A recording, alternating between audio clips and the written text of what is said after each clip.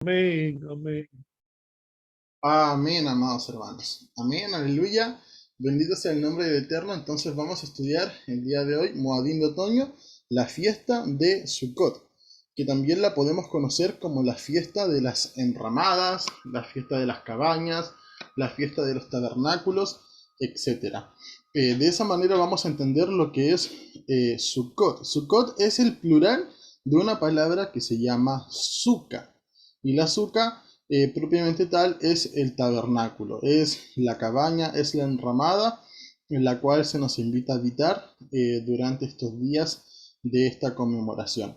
Es muy importante, amados, que nosotros podamos estudiar todos los aspectos técnicos de esta fiesta, porque no es una fiesta que dura solamente un día, como lo hemos visto en la fiesta de Yom Teruah o en la fiesta de Yom Kippur, ¿verdad? Sino que es una fiesta que se prolonga por 7 días. Yo les comentaba que era algo muy similar a lo que vivimos en Hamatzó, pero en Hamatzó comíamos pan de aflicción, que era el matzá, panes sin levadura, ¿verdad? Que nos llevaba a poder descontaminarnos de todo lo que era la paganería, de todo lo que era la levadura en las doctrinas, etcétera. Y bueno, Sukkot nos permite, amados, que nos deleitemos, que nos posemos en el Eterno, es un tiempo de estar regocijados.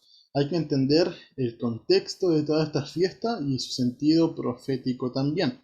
Así que vamos a comenzar de inmediato con lo que es la base escritural. Veamos lo que nos dice Levítico 23. Vamos a leer primero del versículo 33 al 36, y dice así en el nombre de Yeshua. Y habló Adonai a Moshe, diciendo, habla a los hijos de Israel, y diles, el día 15 de ese mes séptimo, recordemos que en el contexto ya habló de Yom Teruah, luego de Yom Kippur, y ahora está diciendo de ese mes séptimo, en el cual se celebraron esas dos fiestas, ahora convoca la fiesta de las cabañas. Entonces, el día 15 de ese mes séptimo es la fiesta solemne de las cabañas para Adonai durante 7 días. El primer día será santa convocación. No haréis ningún trabajo de servidumbre. 7 días presentaréis ofrendas ígneas ante Adonai. En el octavo día tendréis santa convocación y presentaréis ofrenda ígnea ante Adonai. Es reunión solemne, ninguna obra de servidumbre haréis. ¿Ok? Desde allí ya se nos comienzan a marcar los rudimentos para esta conmemoración. Vamos a seguir leyendo. Dice luego del 39 al 43. Ciertamente, el día 15 de este mes séptimo, cuando hayáis recogido el fruto de la tierra, celebraréis una fiesta solemne a Adonai durante 7 días. El primer día habrá un reposo solemne y el octavo día también habrá un reposo solemne. El primer día tomaréis para vosotros fruto de árbol selecto, ramas de palmera, ramas de árboles frondosos y sauces del arroyo. Y durante 7 días os regocijaréis en presencia de Adonai, vuestro Elohim. Celebraréis esta fiesta solemne a Adonai anualmente durante 7 días. Estatuto perpetuo es por vuestras generaciones que celebraréis en el mes séptimo. 7 días moraréis en los tabernáculos. Todo natural de Israel morará en tabernáculos, para que vuestras generaciones venideras sepan que en tabernáculos yo hice morar a los hijos de Israel cuando los saqué de la tierra de Egipto. Yo Adonai, vuestro Elohim. ¿Ok? Es muy importante que nosotros podamos apreciar todos estos rudimentos, porque de aquí desprende todo lo que es mandamiento para la fiesta de Sukkot. ¿Qué días? ¿Cómo se guardan esos días? ¿Qué hay que hacer durante estos días? Etcétera. Así que, como lo hemos hecho tanto en la fiesta de Yom Teruah y de Yom Kippur, vamos ahora a todo lo que leímos acá a traspolarlo a una conceptualización. Entonces, se guarda Sukkot una vez recogido el fruto de la tierra. Eso es muy importante. Esta es la tercera fiesta de las cosechas. Recordemos que hay tres fiestas anuales, las cuales son la fiesta del Matzah, la fiesta la fiesta de Shavuot, ¿verdad? La fiesta de las semanas, y también la fiesta de Sukkot, que es la fiesta de las enramadas o tabernáculos. Todas estas fiestas, amados, son fiestas de peregrinaje. Usted dirá, ¿por qué peregrinaje? Porque había que ir delante de Adonai. Cuando la palabra dice ir delante de Adonai, es ir delante del Mishkan o del templo, del tabernáculo o del templo, dependiendo de la época en la cual nos encontremos. Y el Eterno dijo de que Él establecería su lugar, y Él estableció su morada en Jerusalén. Él escogió ese lugar para que su morada habite allí. Por lo tanto, 3 veces al año todo varón de Israel debe presentarse delante de Adonai en la fiesta del Matzah, en la fiesta de Shavuot y en la fiesta de Sukkot. ¿Por qué? Porque en estas fiestas había que presentarse con las manos llenas, es decir, no con las manos vacías delante del Eterno. Estas son fiestas en las cuales se llevaban diezmos para poder deleitarse. Ya hemos estudiado los 3 tipos de diezmos. Entonces allí se deleitaba el hombre y su familia delante de Adonai en estas fiestas solemnes. Entonces es muy importante que antes de ir hacia allá se haya recogido el fruto de la tierra, porque de ese fruto de la tierra es del cual se debe diezmar. Entonces nosotros encontramos 3 tipos de cosechas, las cuales nos marcan la pauta de todo lo que son las fiestas solemnes, porque las fiestas del Creador son fiestas agrícolas. Vemos que el Pesaj, por ejemplo, está marcado por la cebada. Vemos que Shavuot está marcado por el trigo, la cosecha del trigo. Y vemos que finalmente la fiesta de Sukkot está marcada por la cosecha de los árboles. Entonces es muy importante porque esta fiesta se vincula con árboles, con frutos. Y nosotros muchas veces parecemos eso delante del Eterno. Árboles y frutos, a veces somos comparados. Entonces, antes de presentarse delante de Adonai, antes de que inicie la fiesta de Sukkot, la cosecha ya se debió haber realizado. Esto lo vamos a entender luego en un sentido profético. Comienza el día 15 del séptimo mes, es decir, el día 15 del séptimo mes es el primer día de Sukkot. Ya les he enseñado tanto la fiesta de Yom Teruah y la fiesta de Yom Kippur. Usted puede ver el video luego, cómo se tienen que designar los meses, cómo se hace esa cuenta para poder llegar a Yom Kippur, etc.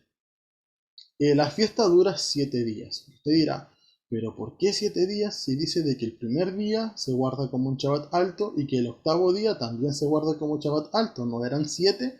Y sí, la fiesta de Sukkot en sí se dura 7 días, pero el octavo día nos marca una pauta distinta. Entonces la fiesta en sí de Sukkot dura 7 días. Primer día es Santa Convocación, es decir, se guarda como un Shabbat alto. En la administración de Yom Teruah y de Yom Kippur ya les expliqué lo que es un Shabbat alto. Por ejemplo, si esta fiesta llegara a caer entre día de semana, se guarda igual como si fuera un Shabbat semanal, con la misma reverencia a un día Kadosh para el Eterno, un día santo apartado para nuestro Creador. Los 7 días se deben presentar ofrendas ígneas. Nuevamente, en la administración de fiesta de Yom Teruah y de Yom Kippur, allí explico cómo hoy día nosotros nos presentamos como ofrenda delante del Eterno y qué ofrenda de labios podemos entregar a Él. El octavo día se declara Santa Convocación, Shabbat alto. Ahí tenemos nuevamente ese día, el octavo, a partir del primer día de Sukkot, se declara como un Shabbat alto también, es decir, es un día de conmemoración para nuestro Creador. El primer y el octavo día entonces son Shabbat alto, se debe habitar 7 días en tabernáculo, es lo que dice el mandamiento, que todo israelita habitará 7 días en tabernáculo, allí debe comer, allí debe dormir, etc. Y también se deben tomar ramas de palmera, árboles frondosos, sauce de río y fruto de árbol selecto, que también algunos lo conocen como el etrog. ¿Ok? Así que eso es conceptualizando. Ahora lo vamos a traspolar esto para comprenderlo mucho mejor a la siguiente forma, en una síntesis de preguntas y respuestas. ¿Qué día comienza Sukkot? Sukkot comienza el 15 del séptimo mes, es decir, una vez que declaremos el Rosh Chodesh y también en esta ocasión la fiesta de Yom Teruah, vamos a contar 15 días y sabremos de que ese día inicia la fiesta de Sukkot. ¿Cuántos días se celebra esta fiesta? Se celebra durante 7 días y además le añadimos el octavo que también se declara como Santa Convocación. ¿Cuántos Shabbatot altos tiene esta fiesta? 2 Shabbatot altos, el primero y el octavo. ¿Qué significa que sean Shabbatot altos? Que son apartados y santos para el Eterno. ¿Se presentan ofrendas? Sí, cada día. Además, el primero se traen frutos. Es decir, uno tiene que llegar con frutos a la fiesta de Sukkot. ¿Se necesita algún fruto en especial? El etrog, ¿verdad? Que es el fruto de árbol selecto, y además de las ramas de palmas, ramas de árboles frondosos y sauces de arriba. ¿Quién debe celebrarlo? Como lo dice Levítico 23:42, todo israelita. ¿Por qué yo debo celebrarlo? Porque eres injertado a Israel a través de Yeshua. Así lo declara el libro de Efesios, capítulo 2, versículo del 2 al 13, donde dice que en otro tiempo estábamos alejados de la ciudadanía de Israel, de los pactos, de las promesas, etc. Pero por medio de Yeshua hemos sido acercados. ¿Cómo se debe celebrar? Construyendo una suca, es decir, un tabernáculo, y viviendo en ella. ¿Por qué debemos vivir en Sukkot durante 7 días? Para recordar que nuestros antepasados vivieron en Sukkot durante 40 años en el desierto. Entonces, aquí podemos ver todo el tecnicismo acerca de la fiesta de Sukkot. Lo quise hacer de esta manera, amados, porque como es una fiesta más amplia, de más días, de esta manera lo podemos comprender mucho mejor a través de una síntesis. Dejando este punto, vamos a ver acerca de Sukkot en las escrituras. Por ejemplo, nos vamos a encontrar con algo muy profético que ya expresaba el libro de Génesis. Cuando nosotros leemos libros considerados apócrifos muchas veces o fuera de canon, como lo son el libro de Jubileos, de Jaser, allí explica de que Abraham también edificó edificó Sukkot y ese lugar precisamente se llamó Sukkot. Nosotros vemos que cuando el pueblo de Israel sale de Ramsés, la primera parada que tiene luego del éxodo es en Sukkot. Entonces ahí ya nos prepara un escenario profético, salir de la paganería para ir hacia el tabernáculo de Elohim, para que habitemos en él. Vemos lo que dice Génesis 33 del 16 al 17. En el contexto, este es el reencuentro entre Jacob y Esaú. Y vamos a ver lo que dice que luego de que ellos se reconciliaron, comienzan a dividir su camino, uno por su lado y otro por el suyo. Entonces, en aquel día, Esaú regresó por su camino a Seir, y Jacob partió hacia Sucot, edificó una casa para sí, e hizo cobertizos también significa Sucot, para su ganado, por eso llamó a aquel lugar Sucot. Entonces, partió a Sucot, hizo Sucot y se llamó Sucot ese lugar, 3 veces. Y es muy importante porque aquí se divide el camino. Vemos que la palabra Seir tiene una raíz. Recordamos que toda palabra en hebreo tiene una raíz, derivan de otras. Y la palabra Seir deriva de la palabra Sair. Y Sair significa cabra o macho cabrío. Entonces, mientras que Esaú se fue hacia la cabra, ¿verdad? ¿Qué es lo que hizo Jacob? Se dirigió hacia Sucot, hacia el tabernáculo. Es así como nosotros podemos entender lo que Yeshua estaba diciendo para el momento en que él vuelva. Dice Mateo 25, 31 al 34. Y cuando el Hijo del Hombre venga en su gloria y todos los ángeles con él, entonces se sentará en su trono de gloria y serán reunidas delante de él todas las naciones y los apartará unos de otros como el pastor separa las ovejas de las cabras. Colocará las ovejas a su derecha en Sucot, ¿verdad? Y las cabras a su izquierda en Seir. Entonces, esto es muy importante, muy profético. Nosotros vemos, por ejemplo, los libros de los profetas, ya lo leímos en la administración pasada de Yom Kippur, cómo por el camino de Edom era un rastro de sangre, mientras que el pueblo sería reservado para Sukkot. Entonces, es muy importante. Sukkot expresa un lugar temporal. Sukkot siempre ha sido un lugar temporal, por eso es que el Eterno nos invita a que habitemos en un lugar temporal durante 7 días, para que así nos acordemos cómo nuestros antepasados vivieron en un lugar temporal en el desierto, cómo el Eterno también habitó en un lugar temporal en el tabernáculo en el desierto, cómo Yeshua tabernaculizó entre los hombres durante un tiempo, es decir, temporalmente, y eso es todo sombra de lo porvenir, de cómo va a ser también en el milenio cuando habitemos junto con él.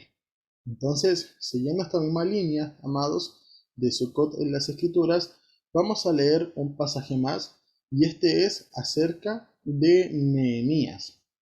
Este es un pasaje posterior al cautiverio del pueblo de Israel. Entonces dice así, en Nehemías 8, 14 al 18. Y hallaron escrito en la ley como Adonai había ordenado, por medio de Moisés, que los hijos de Israel morarán en tabernáculos durante la festividad del mes séptimo, es decir, Sukkot, y que proclamarán que proclamarán e hicieran pregonar por todas sus ciudades y por Jerusalén, diciendo: Salid al monte y traed ramas de olivo y ramas de olivo silvestre y ramas de arrayán y ramas de palmeras y ramas de mirto para hacer tabernáculos como está escrito. Salió pues el pueblo y trajeron y se hicieron tabernáculos, cada uno sobre su propio terrado y en sus patios y en los atrios de la casa de Elohim y en la plaza de la puerta de las aguas y en la plaza de la puerta de Efraín y en toda congregación de los que habían retornado del cautiverio hicieron tabernáculos, moraron en los tabernáculos, cosa que los hijos de Israel no habían hecho desde los días de Josué hijo de Nun, y hubo gran alegría. Y diariamente leía en el rollo de la Torá desde el primer día hasta el último, y celebraron la festividad durante 7 días, y el octavo hubo solemne asamblea conforme a la ordenanza. Entonces, esto es muy importante, amados, porque yo le invito a que usted lea este capítulo desde el versículo 1 y narra cómo justo se encontraron con la Torá, ¿verdad? Y leyeron la Torá el primer día del séptimo mes, es decir, en Yom Teruah. En Yom Teruah se les reveló este conocimiento y ellos estaban lamentándose porque venían del cautiverio, no sabían nada de esto y finalmente vemos de que se les ordena por parte de los levitas que cesen su lamento y que ahora coman bien y que compartan la comida el que no tiene y de esa manera se alegraron y festejaron durante el séptimo mes las ordenanzas. Entonces, esto es muy importante que nosotros lo podamos entender, porque todos y cada uno de los que estamos acá también venimos de un cautiverio. Quizás va a ser la primera vez que celebres la fiesta de Sukkot y tienes que hacerlo con regocijo, con alegría. No sientas de que es algo que no te pertenece a ti, por más de que no sepas muy bien cómo hacerlo todavía, eh, o tengas algún desconocimiento conforme a estas fiestas, sino que siéntelo como algo propio, siéntelo con regocijo, tal cual como el Eterno lo expresa. En las escrituras podemos ver acá que ni siquiera hombres conformes al corazón de Elohim, como lo era el rey David, celebró la fiesta de Sukkot, sino que no se celebraba desde los tiempos de Josué. Entonces es bastante profético todo eso, porque nosotros esperamos que Yeshua también nos regrese a nuestro Sukkot. Josué, perdón, es una figura profética de Yeshua. Entonces vamos viendo, amados, que eh, el celebrar Sukkot significa reposo, significa regocijo, significa alegría, gozo. Esta fiesta viene tan solo 5 días después de la fiesta de Yom Kippur y vemos el contraste entre ambas fiestas. Yom Kippur es un día triste, lo podríamos llamar, es un día en el cual tenemos que afligirnos, es un día en el cual se convoca ayuno y nos afligimos porque un día posteriormente en Yom Kippur vamos a lamentar cómo nuestras familias y cómo nuestros amigos cercanos van a ser enjuiciados por el Creador, por no haberse querido acercar a Él. Entonces, eso es algo que también nos debe recordar el día de Yom Kippur, pero no así el día de Sukkot. El día de Sukkot es un día de mucha alegría, es un día de mucha felicidad y es un día en el cual, amados, nosotros nos regocijaremos en el Eterno. Vamos a continuar con la enseñanza. Como habíamos dicho anteriormente, la fiesta de Sukkot es una fiesta de peregrinaje.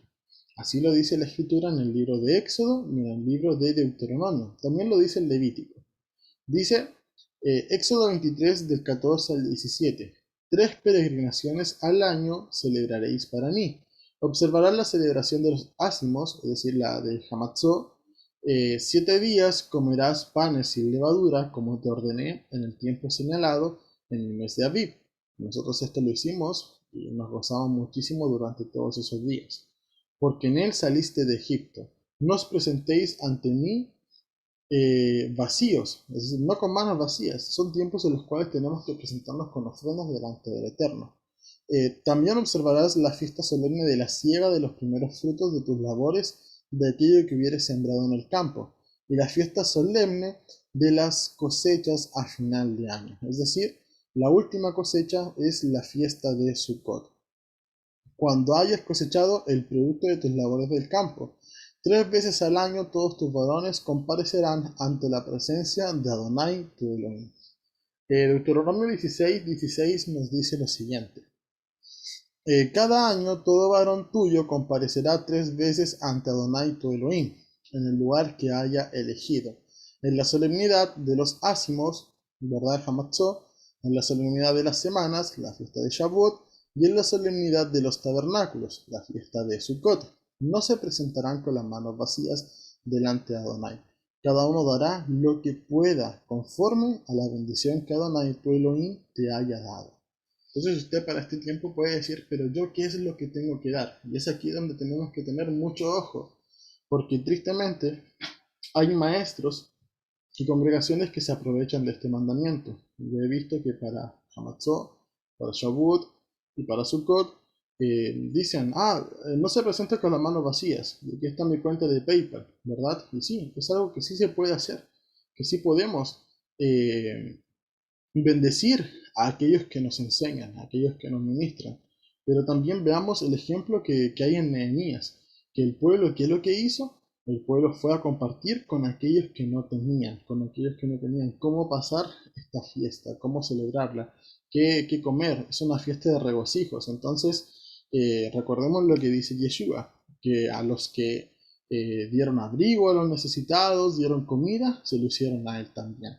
Entonces, en esta fiesta, aquellos que nos sea posible, también seamos capaces de dar a nuestros hermanos que están en una situación de no celebrar, para que para ellos también esta fiesta sea de alegría.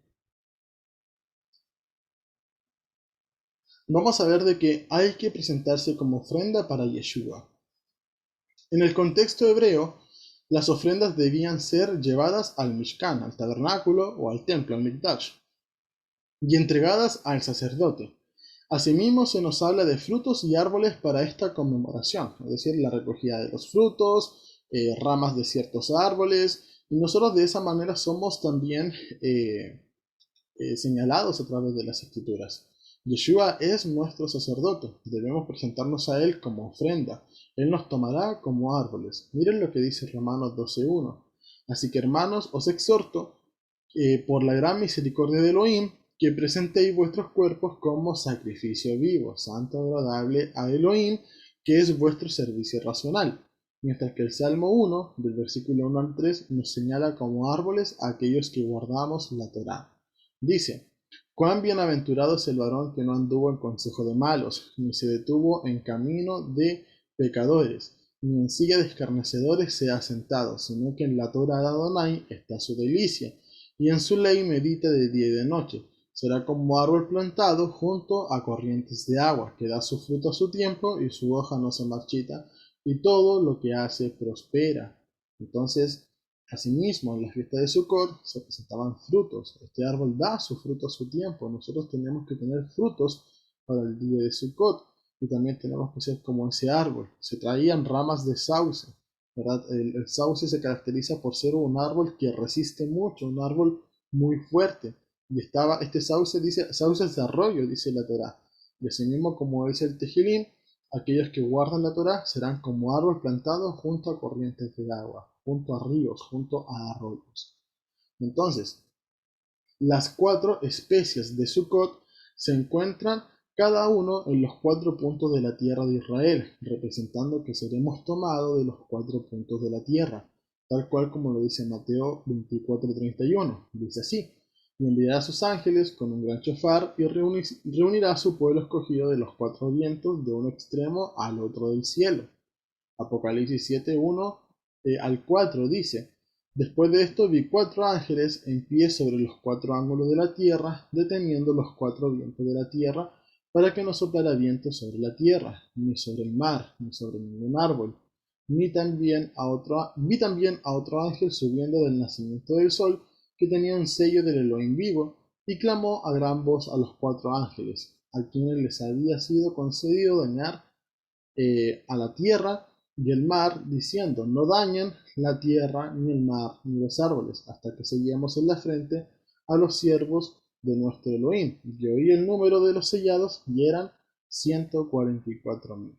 Entonces, desde esa perspectiva, vamos viendo que se nos compara, amados, a aquellos que guardamos la Torá, a estos árboles, a estas especies de Sukkot, los cuales están repartidos entre los 4 puntos de Israel, representando los 4 puntos de la tierra, de donde seremos recogidos todos y cada uno de nosotros, aquellos que perseveremos hasta el fin y tengamos fe en el Mesías Yeshua, guardando su Torá. Un punto muy importante que nosotros debemos considerar, amados, es que Yeshua nació en Sukkot.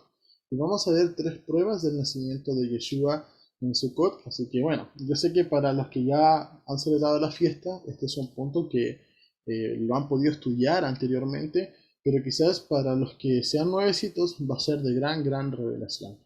Al menos para mí, la primera vez que lo estudié, me sorprendió muchísimo ver cómo tantas cosas que representa la Torah son tan distorsionadas para sacarlas de su contexto. Algo que peor pudieron hacer en la humanidad fue quitar el verdadero día en el cual Yeshua nació, para poder cambiarlo por una Navidad. La fiesta de Sukkot es un tiempo tan especial, es un tiempo tan maravilloso en las Escrituras, representa tanto para nosotros, amados, y es terrible que lo hayan llevado a una fiesta en la cual muchos dioses están de cumpleaños.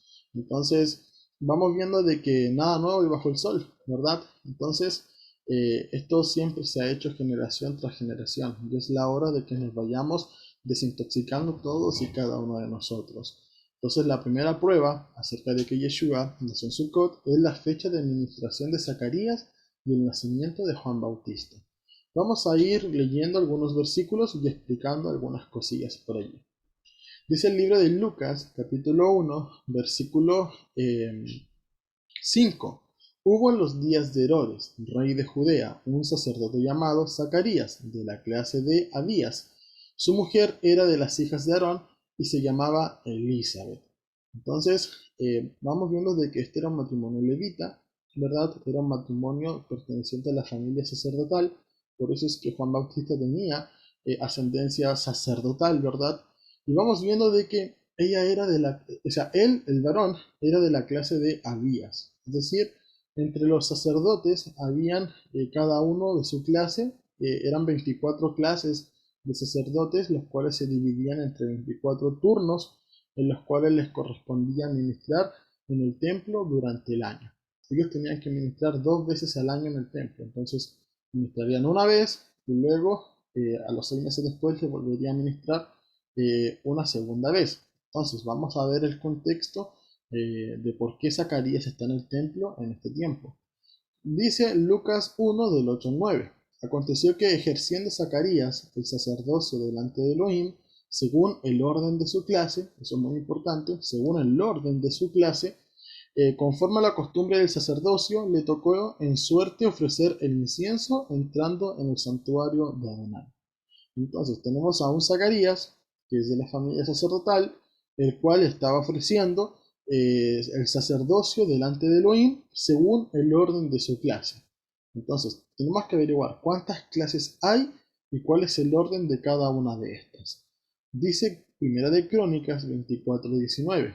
Estos fueron los turnos, ¿verdad? Estos fueron distribuidos para su ministerio, para que entrasen en la casa de Adonai según les fuese ordenado por Aarón su padre, de la manera que le había mandado Adonai, el Elohim de Israel. Si nosotros leemos versículos atrás, el versículo 10 dice que la séptima clase le tocaría, el séptimo orden le tocaría a la familia de Cos y el octavo orden le tocaría a Abías.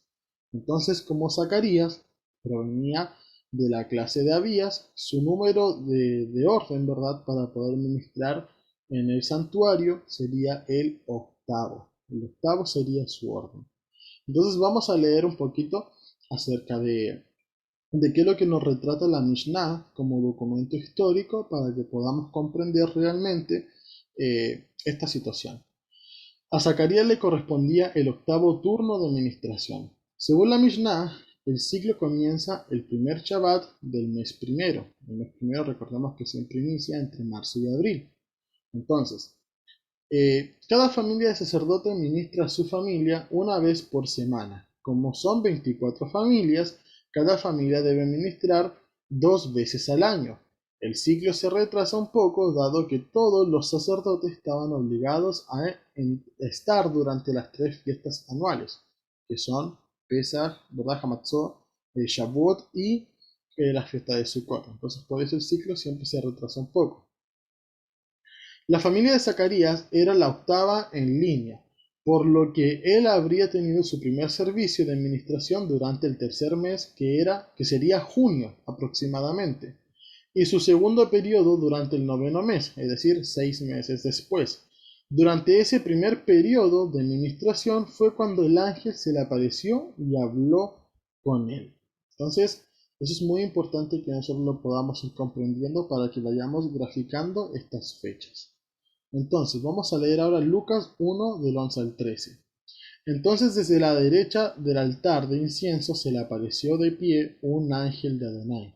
Al verlo, Zacarías se turbó y el temor se apoderó de él. Pero el ángel le dijo, no temas, Zacarías, porque fue oída tu oración y tu mujer Elizabeth te dará a luz un hijo y lo llamarás Juan, Johanan, ¿verdad? Mientras que el versículo 17 habla proféticamente con respecto a este niño. E irá delante de él con el espíritu y el poder de Elías, para hacer volver a los corazones de los padres a los hijos y los rebeldes a la prudencia de los justos, a preparar para Adonai un pueblo bien dispuesto. Entonces, ese es el espíritu de Elías que también está derramado sobre su pueblo en este tiempo, aquellos que preparamos camino para que Yeshua pueda regresar. Entonces, según este cálculo, Zacarías debió regresar a su hogar a finales de junio, por lo que durante julio se dio a lugar la concepción de Johanan. Si contamos 9 meses desde esa fecha, tenemos como aproximado el mes de abril para el nacimiento de Johanan, donde se celebraba Pesach en el mes de Aviv, que es de a mediados de marzo a mediados de abril. Johanan nacería en Pesach. Para este momento Yeshua tendría 3 meses de gestación. Vamos a ver eso entonces, amados. Entonces Johanan estaría naciendo en la fiesta de Pesach con el aproximado de los meses y también según la orden de Abías, en la cual le correspondía ministrar a su padre Zacarías en el templo. Vamos a ver lo referente a Yeshua, la anunciación del nacimiento de Yeshua. Lucas 1:26 dice, al sexto mes, el ángel Gabriel fue enviado por Elohim a la ciudad de Galilea, cuyo nombre era Nazaret. El versículo 31 dice, el ángel le dice a María, ¿verdad? A Miriam, he aquí quedarás encinta y darás a luz un hijo y llamarás su nombre Yeshua, ¿verdad? ¿Por qué? Porque él salvará a su pueblo. Luego en el versículo 36 le dice, he aquí tu parienta Elizabeth, ella también ha concebido un hijo en su vejez, y este es el sexto mes para aquella que era llamada estéril. Entonces, si Johanan nació el primer mes, entre marzo y abril, y Elizabeth ya tenía 6 meses cuando Miriam consiguió a Yeshua del Ruach, ¿verdad? Entonces Yeshua nació entre septiembre y octubre, en el mes séptimo, cuando se lleva a cabo la fiesta de Sukkot. Yeshua nace en Sukkot. Vamos a ver ahora con respecto a los pastores en el campo. Dice Lucas 2 del 8 al 11. Y había pastores en aquella región posando a campo abierto, guardado por turnos de vigilia de la noche sobre sus rebaños. Y un ángel de Adonai se presentó ante ellos, y la gloria de Adonai los rodeó de resplandor, y tuvieron gran temor. Pero el ángel les dijo, no temáis, pues he aquí doy buenas nuevas de gran gozo, para que será para todo el pueblo. Hoy os nació en la ciudad de David un Salvador que es el Mesías, a él Adón. Entonces vamos viendo que lo que nos grafican muchas veces dentro de las religiones es que Yeshua, verdad que Jesús había nacido en Navidad, pero ese es tiempo de invierno en el hemisferio norte, donde se encuentra la tierra de Israel. Por lo tanto, ese no es el tiempo en el cual los pastores sacan al campo abierto sus ovejas. Los pastores sacan a campo abierto sus ovejas durante octubre, en lo cual se lleva a cabo la fiesta de Sukkot, la fiesta de los tabernáculos. Si fuese invierno, no habría pastores con ovejas en el desierto porque era muy frío. Sukkot, en cambio, era el tiempo de alegría. El pesebre. Vamos a ver en Lucas 2, versículo 7. Y dio a luz a su hijo primogénito y lo envolvió en pañales y lo recostó en un pesebre, porque no había sitio para ellos en la posada. Lucas 2:12. Y esto será la señal: hallaréis un niño envuelto en pañales y acostado en un pesebre. Lucas 2:16. Y apresurándose fueron y hallaron juntos a Miriam y a Joseph y al niño acostado en el pesebre. Entonces, amados, nosotros muchas veces se nos ha inculcado una cultura antisemítica, mirando con desprecio hacia el pueblo judío. Nosotros tenemos que ver que en nuestra conciencia se nos ha implantado la idea de que pobre José y pobre Miriam, ¿verdad? No encontraron ningún lugar, los echaron a la calle y finalmente le dieron un establo de animales para que Yeshua pudiera nacer entre gallinas, entre cerdos, entre caballos, etcétera, como muchas veces lo grafican las caricaturas. Entonces uno dice, pero qué inhumano el pueblo judío. ¿Cómo mandar a parir a una mujer a un establo en medio del frío, verdad? Etcétera. Pero nosotros tenemos que entender que un pesebre no es un establo. Eh, la frase que dice en el libro de Lucas: no había lugar en el mesón. En griego mesón se dice kataluma. Y este es el Strong griego 2646 y significa cuarto de huéspedes. Por lo tanto, nosotros tenemos que entender por qué Belén, por qué la ciudad de Belén estaba tan llena de gente, y Belén se encuentra a 10 kilómetros de Jerusalén. Entonces, como estamos en vísperas de la fiesta de Sukkot, ¿qué es lo que hacía la gente? En Sukkot tenía que peregrinar hacia Jerusalén, donde se encontraba el templo. Por lo tanto, Belén era una ciudad tan cercana que muchos se hospedaban allí para luego peregrinar hacia Jerusalén y cumplir con el mandamiento de presentarse durante esta fiesta delante de Adonai. Entonces, la Biblia habla acerca de un censo, y para un emperador, ¿qué mejor que una fiesta de peregrinaje para poder censar al pueblo de Judea? Entonces, es así como todas las piezas van conectando. Al estar llena la ciudad, no les ofrecieron un establo de animales, sino más bien una azúcar. Sukkot es una fiesta para retomar humildad, al dejar los lujos para vivir como nuestros antepasados. Y Yeshua nació allí, haciéndose humilde, tomando forma de hombre. Es decir, él siendo el rey, pudiendo nacer entre lujos, él decidió nacer en Sukkot, en un azúcar. Y así vemos que él también trajo la luz al mundo. Así que es maravilloso cuando vamos conociendo esta verdad, amados, y vamos viendo que la escritura comienza a tener mucho más sentido. ¿Qué es tabernaculizar? Nosotros tenemos que entender y meternos en la mente de los judíos del siglo I. Cuando Juan escribe lo siguiente, dice Juan 1, versículo 1. En el principio era el logos, el verbo, la palabra, el adabar, Yeshua, ¿verdad? Y el logo estaba ante Elohim, y Elohim era el logos. En un principio este estaba ante Elohim, como dice el versículo 1.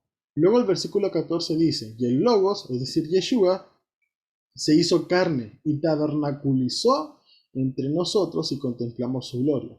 Gloria como el unigénito del Padre, lleno de gracia y de verdad. Entonces, esto es muy importante, amados, porque en muchas Biblias ustedes van a encontrar el versículo 14 como y habitó. El verbo se hizo carne y habitó entre nosotros. Pero allí la palabra en griego es esqueno, lo cual significa hacer una carpa, tienda, ocupar lugar. Entonces, es así como el mismo Elohim vino a tabernaculizar entre su pueblo. Entonces, cuando Juan, en el siglo I, nos habla de tabernáculo, lo que viene a la mente del judío promedio es el tabernáculo en el desierto.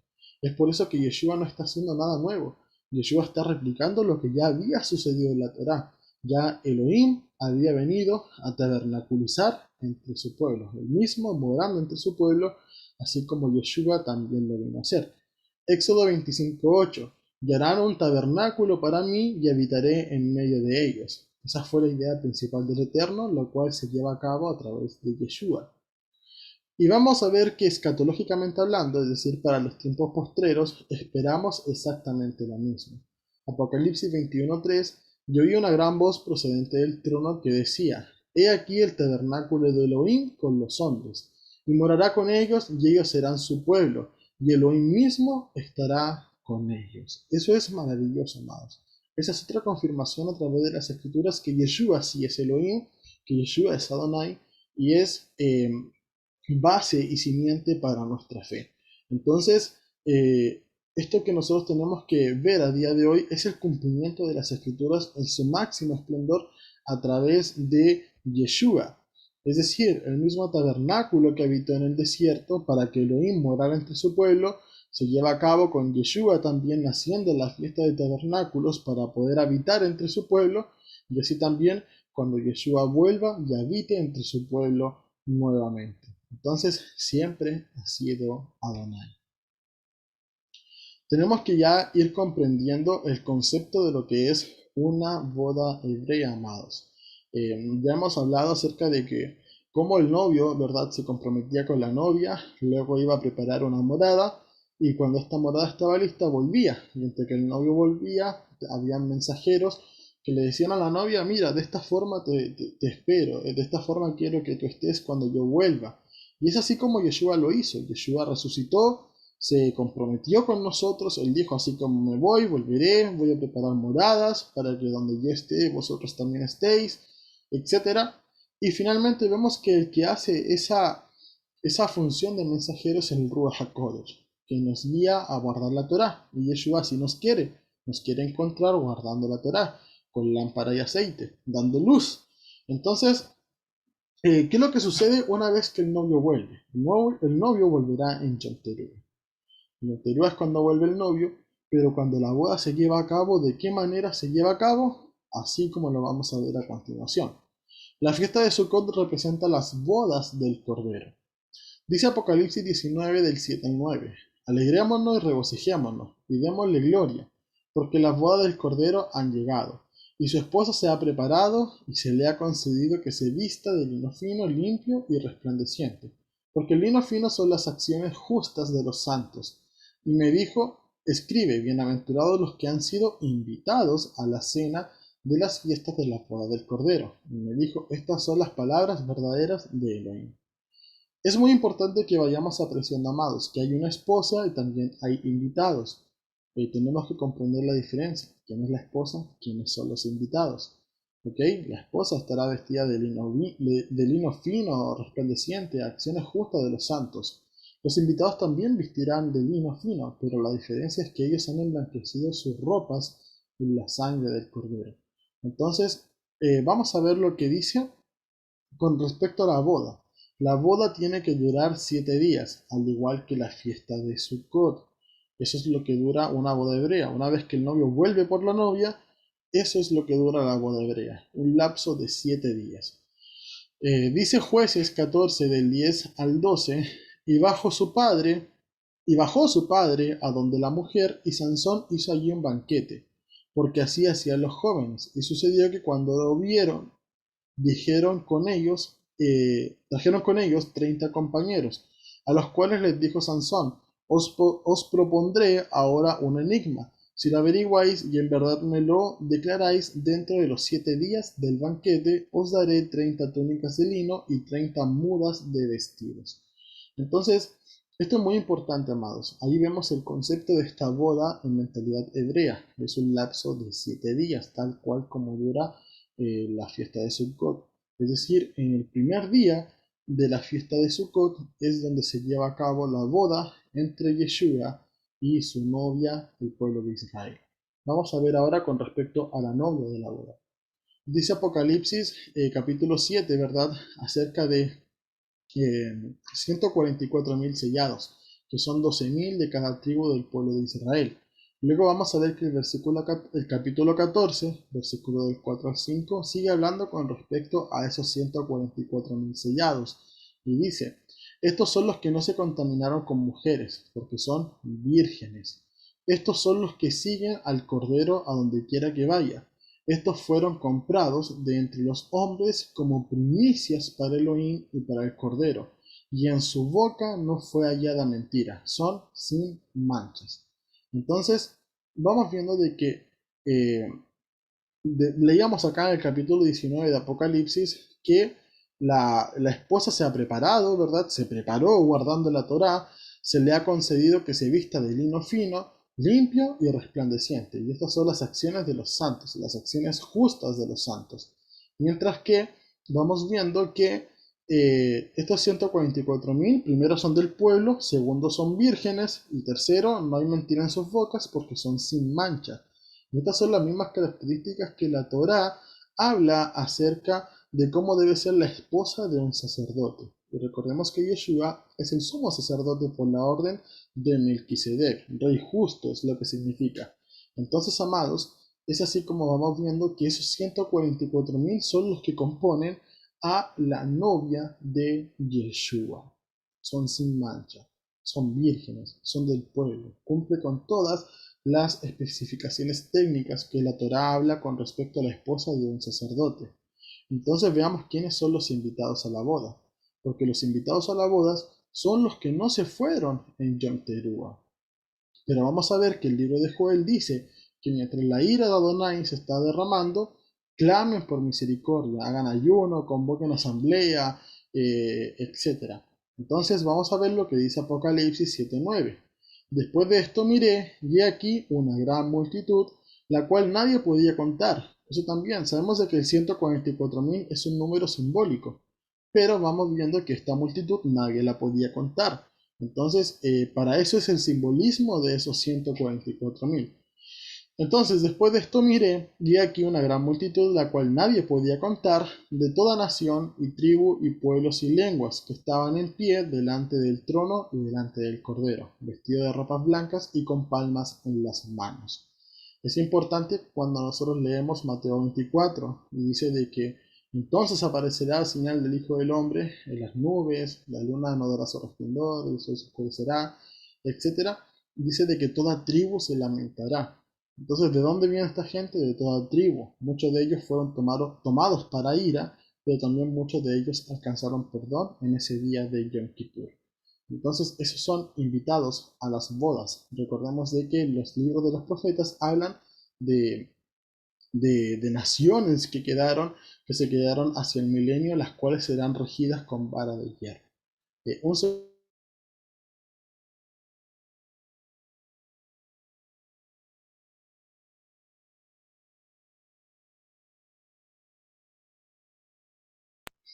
Se corta. Se cortó el audio. Amén. Ahora sí, amados. Vamos a continuar.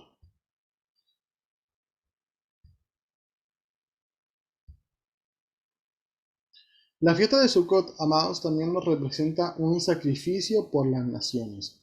Nosotros cuando leemos el contexto del libro de Números, capítulo 29, del versículo 12 al 32, nos habla acerca de 70 novillos que son sacrificados.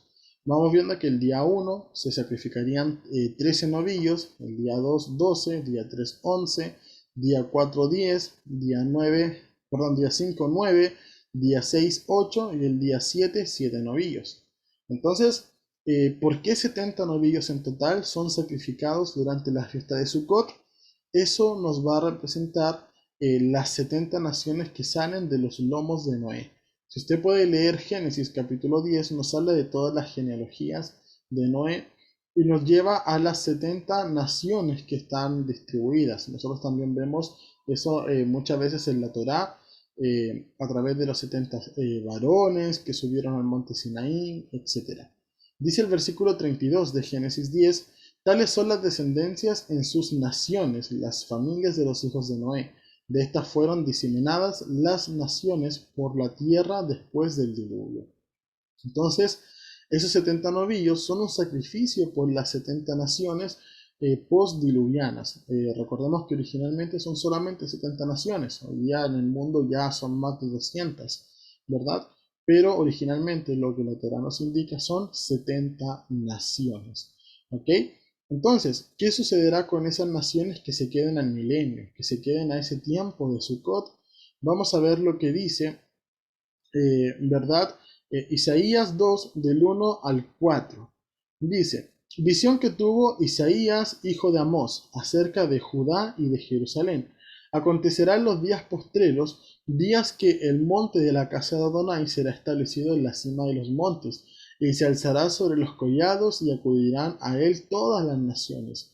E irán muchos pueblos y dirán, venid, subamos al monte de Adonai, a la casa del Elohim de Jacob. Él nos enseñará sus caminos y nosotros marcharemos por sus sendas. Porque de Sión saldrá la Torá y de Jerusalén la palabra de Adonai. Él juzgará entre las naciones y reprenderá a muchos pueblos. De sus espadas forjarán arados y de sus lanzas hoces. No alzará la espada nación contra nación, ni adiestrarán más para la guerra. Es decir, el tiempo de Sukkot es un tiempo de paz. Es un periodo de paz. Vamos viendo ahora Zacarías 14, 16 al 19, y esto es muy profético también. Dice, y sucederá que todos los que sobrevivan de las naciones que vinieron contra Jerusalén, es decir, todos los que sobrevivan a esos 10 días terribles entre Yom Teruah y Yom Kippur, subirán de año en año a postrarse ante el rey, No, ante la Yahweh boca no. Sebaot. Todos sus micrófonos, amados. Ante Yahweh Sebaot y a celebrar la solemnidad de los tabernáculos, es decir, la fiesta de Sukkot. Y acontecerá que los de las familias de la tierra que no suban a Jerusalén para postrarse ante el rey Adonai Sebaot, no vendrá lluvia sobre ellos, y si la familia de Egipto no sube y no se presenta, tampoco la habrá sobre ellos. Vendrá la plaga con la que Adonai herirá a las naciones que no suban a celebrar la solemnidad de los tabernáculos.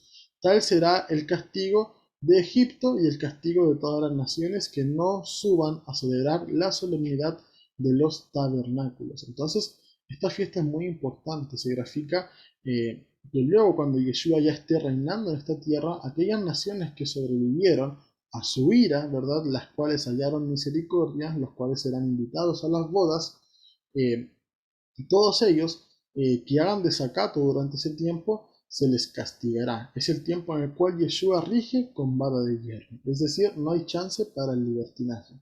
Si a usted, amado, le gusta vivir en base a la Torá, entonces será bienvenido a ese tiempo de refrigerio, a ese tiempo en el cual Yeshua gobierne con vara de hierro. Pero si a usted no le gusta vivir en base a la Torá, no le gusta acatar los mandamientos, algunas cosas las encuentra legalistas, algunas cosas las encuentra obsoletas, entonces el reinado milenial no va a ser el mejor lugar para usted. Eso tiene que considerarlo. Si aquí en este momento no le gusta la Torá, entonces cuando lleguen los tiempos en los cuales Yeshua vuelva, solamente se vivirá en base a su Torá. Dice en Miqueas 4, del 1 al 4. Pero en los postreros tiempos, el monte de la casa de Adonai será establecido como cabeza de los montes, y exaltado sobre todos los collados, y a él correrán los pueblos. Y muchas naciones irán allí y dirán, venid, subamos al monte de Adonai, a la casa del Elohim de Jacob, él nos enseñará sus caminos, y nosotros andaremos en sus sendas. Porque de Sión saldrá la ley, y de Jerusalén la palabra de Adonai, y él juzgará entre muchos pueblos y decidirá sobre las naciones poderosas hasta las más distantes. Forjarán sus espadas en arados y sus lanzas en podaderas. No alzará espada nación contra nación, ni se adiestrará más para la guerra, sino que cada uno se sentará debajo de su vid y debajo de su higuera. Y nadie los amedrentará, porque de la boca de Adonai Sebaot lo ha dicho. Es decir, es un tiempo de Shalom, el reinado milenial. Claro, para los que quieran hacer paz con el Eterno. Para los que no quieran adecuarse a su voluntad, entonces para ello vendrá castigo. Vamos a ver la última diapositiva de esta presentación, amados, que es con respecto al gran día octavo, lo que conocemos también como el Shemini Atzeret, Y al día siguiente también lo que se celebra dentro de la tradición es el Simchat Torah. El Sheminit Atzeret, en la tradición se celebra el terminar el ciclo de la Torah para dar comienzo a uno nuevo. Esto, aunque sea tradición, es tremendamente profético para nuestro tiempo. Eh, Nosotros sabemos, amados, que el pueblo de Judá fue el que organizó las porciones de la Torá, es decir, la paracha. Ellos la dividieron, ellos crearon ese sistema de estudio de la Torá, el cual nos beneficia tanto a nosotros, Shabbat tras Shabbat, ¿verdad? Entonces, sabemos de que ellos no creen en el Apocalipsis, porque no creen en Yeshua, pero vamos viendo que incluso ese sistema de parashot se complementa y alinea perfectamente bien a lo que dice Apocalipsis 21.1. ¿Qué es lo que representa el Simchat Torah? Con el Shemini Atzeret, vamos a ver que es una fiesta de regocijo, es el octavo día de conmemoración, ¿verdad? Y esto siempre representa un nuevo comienzo, un nuevo comenzar. El libro, o sea, la palabra octavo, ¿verdad? O el día número 8 siempre va a representar eso, un nuevo inicio. El Eterno ha programado todo para que cada día represente, ¿verdad? 1000 años. Es así como vemos 6000 años de gobierno humano, vemos 1000 años que es su Shabbat, el tiempo de Sukkot, y luego vamos viendo el día octavo, que es el nuevo comienzo, el nuevo comenzar. Y vamos a ver que cuando nosotros terminamos la lectura de la Torah durante la fiesta de Sukkot, ¿verdad? Tenemos que volver a iniciarla. Y cuando nosotros volvemos a iniciar la Torá, con el primer versículo que nos encontramos es con Génesis capítulo 1, versículo 1. Y este versículo dice, en un principio creó Elohim los cielos y la tierra. Y ese versículo se va a volver a repetir, ese versículo se va a vivir proféticamente otra vez.